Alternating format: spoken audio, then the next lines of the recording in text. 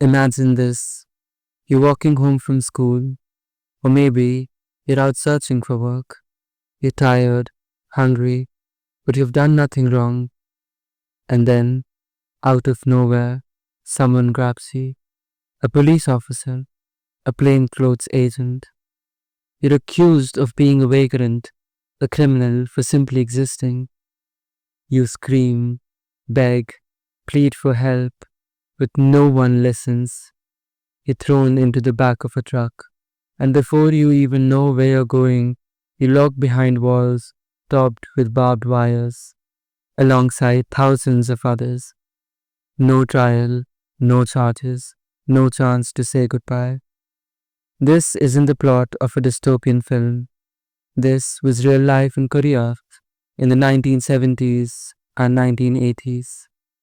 And the place you were taken to was called the Brothers' Home. What was it? On paper, it was a welfare center, a place meant to rehabilitate the homeless, the disabled, and the troubled youth of South Korea. But behind its walls, it was something far darker. You were forced to work long hours in sweatshops, producing goods for companies that profited off of your suffering.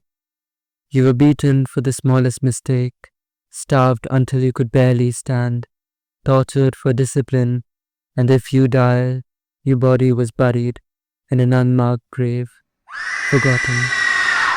Tens of thousands were imprisoned here. Many were children, and the vast majority had done absolutely nothing to deserve it. It was a government backed operation, a place where human rights were stripped away under the false banner of progress and order. Some have called it Korea's Auschwitz, others a state run concentration camp hidden in plain sight.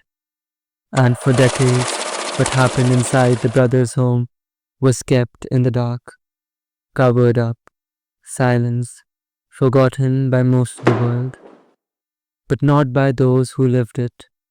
Today, we're opening the gates. We're diving deeper into one of the darkest chapters of South Korea's modern history. We hear the stories of the survivors who carry the scars, the nightmares, and the memories.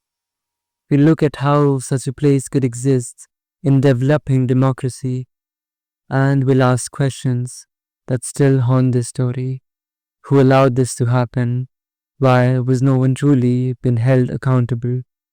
And could something like this happen again? This is the story of the brothers' home.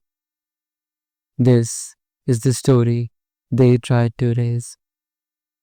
The brothers' home, known in Korea as Haeungi Bokkwon, was established in 1960. Originally presented as a charitable orphanage, on paper, it was a place to shelter and rehabilitate abandoned children, part of South Korea's post-war welfare effort. But over time, especially as the country fell deeper under authoritarian rule, it began to shift into something far more sinister. By the late 1970s, South Korea was under the grip of military director Chun Doo-hwan. His regime prioritized national image over human rights, and with the international spotlight approaching for the 1986 Asian Games and the 1988 Seoul Olympics, the government launched a campaign to rid cities of anyone seen as undesirable. What followed was not social reform, mass, state-sanctioned abduction. Police, often aided by plainclothes agents, began sweeping through major cities, targeting what the regime broadly labeled as bargains.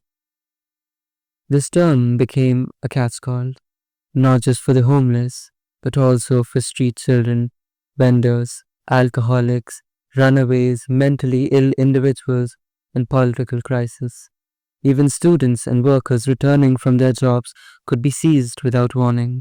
Despite the government's claims, the majority of those taken were not truly homeless. Reports suggest that as many as 90% of those rounded up were simply everyday citizens, arrested without evidence, paperwork, or trial. They were thrown into overcrowded trucks and buses, then distributed to dozens of so called welfare centers scattered throughout the country. These centers were anything but safe havens. The largest and eventually the most infamous was the brothers' home, located in Busan. There, behind tall concrete walls topped with razor wire, a vast system of forced labor, violence, and human rights abuse was quietly unfolding, with the full knowledge and backing of the state. At its height, the brothers' home imprisoned over 4,000 people behind its sealed concrete walls, not counting those who never made it out onto official records. But this was no shelter, no place of rehabilitation. It functioned as a secret prison camp, masquerading as a welfare facility, one built on silence, suffering, and state neglect. Inside, life was dominated by forced labor. Survivors described a brutal daily routine that began before sunrise and ended only after nightfall. They were made to manufacture a wide range of goods: clothing, bricks, wigs, dolls, even rubber and leather products.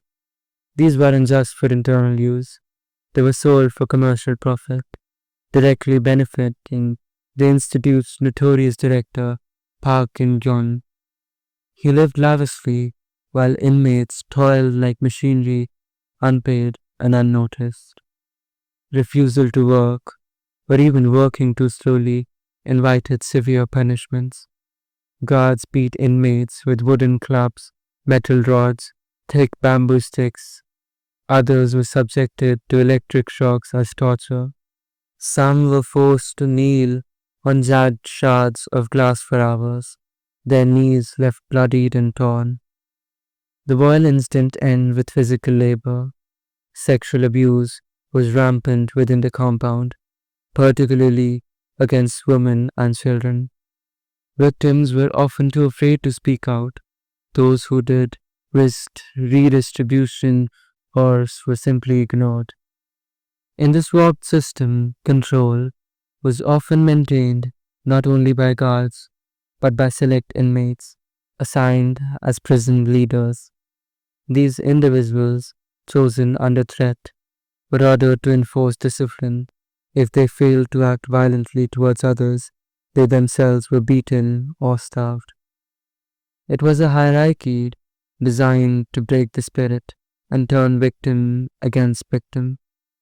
One survivor, Miss Park, later told journalists, "We were like slaves.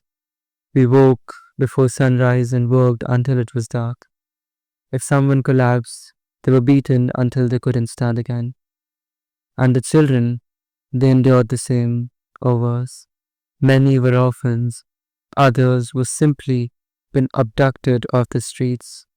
They were malnutritioned, beaten regularly, and forced to carry out unimaginable tasks, including digging graves and burying the bodies of those who had died from abuse, sickness, or starvation.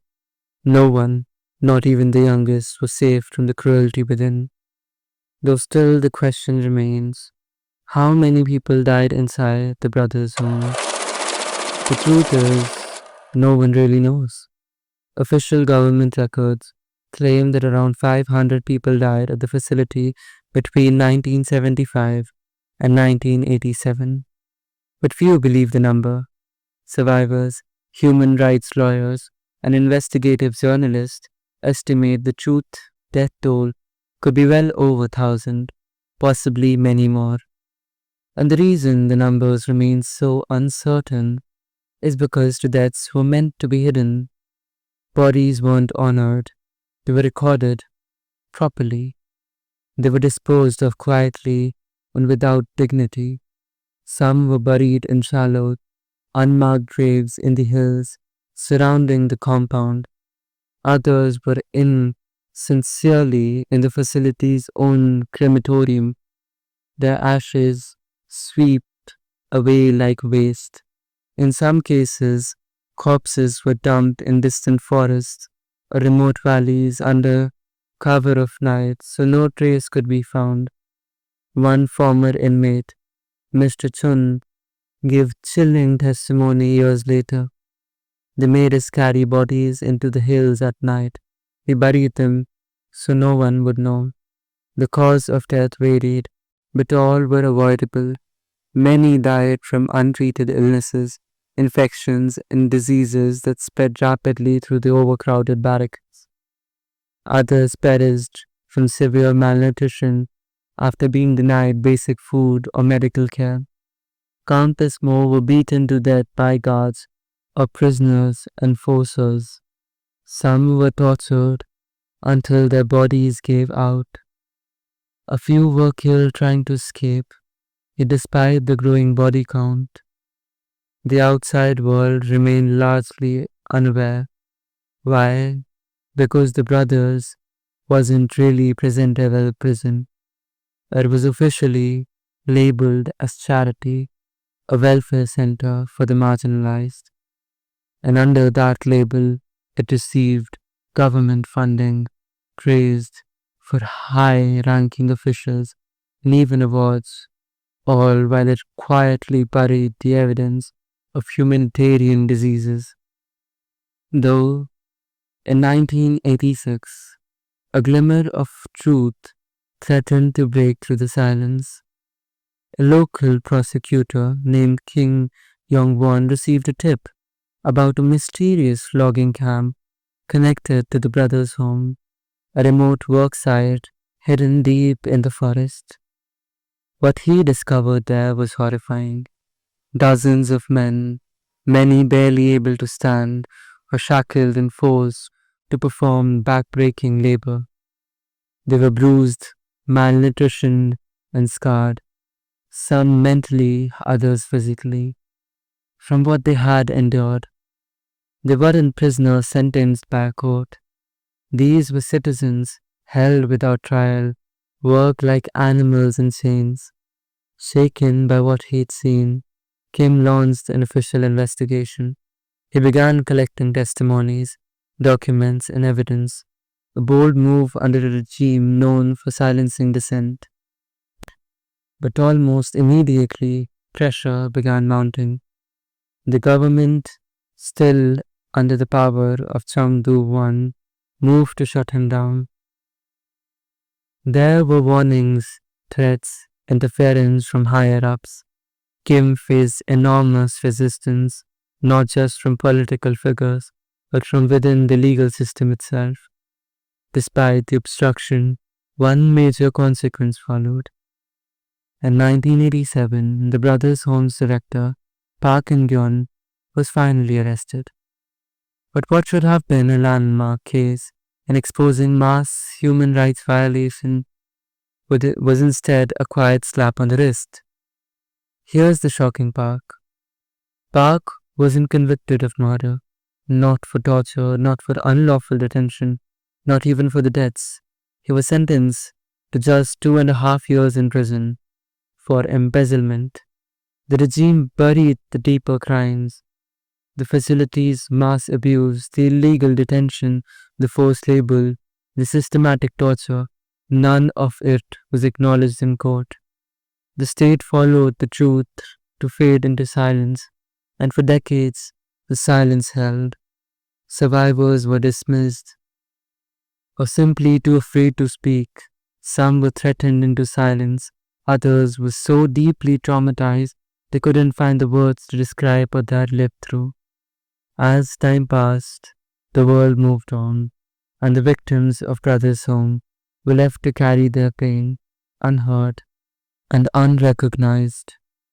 Today, some refer to the Brothers Home as a real-life Squid Game, and the comparison isn't just dramatic, it's disturbingly accurate.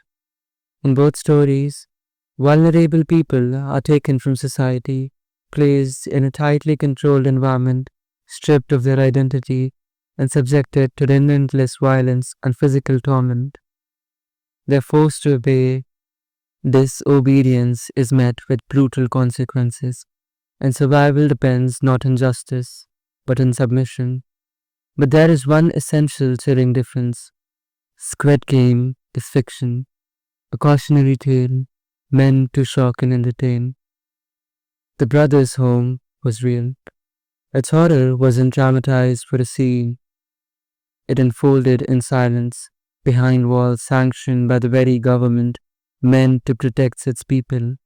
While the show's creator, Wang Don-hyuk, has never directly named the Brothers' Home as an influence, the visual and thematic parallels are hard to ignore. Uniformed people identified only by numbers, rigid hierarchies, and arbitrary rules, violence not as punishment but as policy, brutality used to maintain order, extract labor, and erase individuality. And yet, what happened in Basan was far worse than fiction, because unlike in a show, there was no audience, no spectators to gasp in horror, no ending, no symbolic victory. There were no cameras watching over the inmates, only guards with batons and silence from the outside world. As one survivor put it, we weren't characters in a story, we were forgotten, and no one came to help. Interview 1, Mr. Kim, taken when he was just 14. I had a family, but they took me away. We were told to forget our names. We became numbers. At nights, you could hear people crying, and sometimes you heard nothing because they were gone. Interview 2, Mrs. Park. They made me work in the factory sewing clothes 14 hours a day. If you fell asleep at your machine, a guard would beat you until you bleed. I saw a girl beaten so badly she couldn't walk.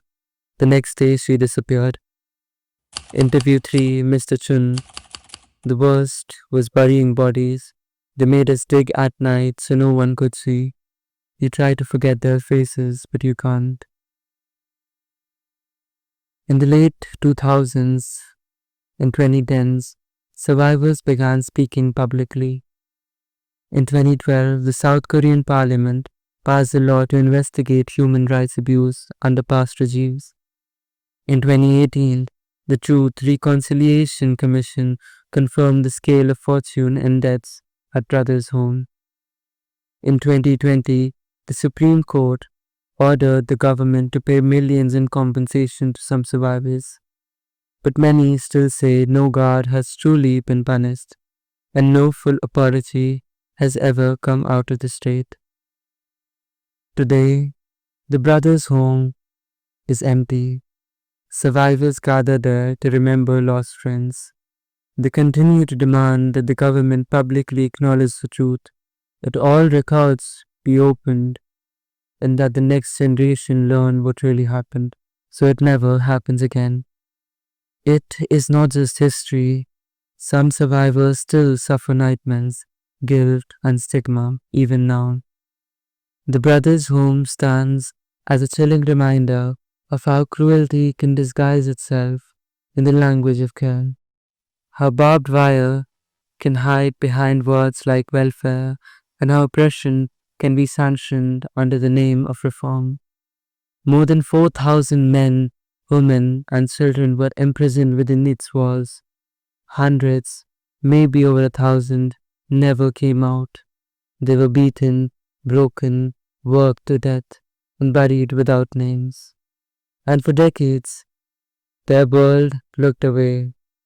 The silence wasn't just neglect, it was deliberate, a system built to erase the victims, to make sure no one ever knew.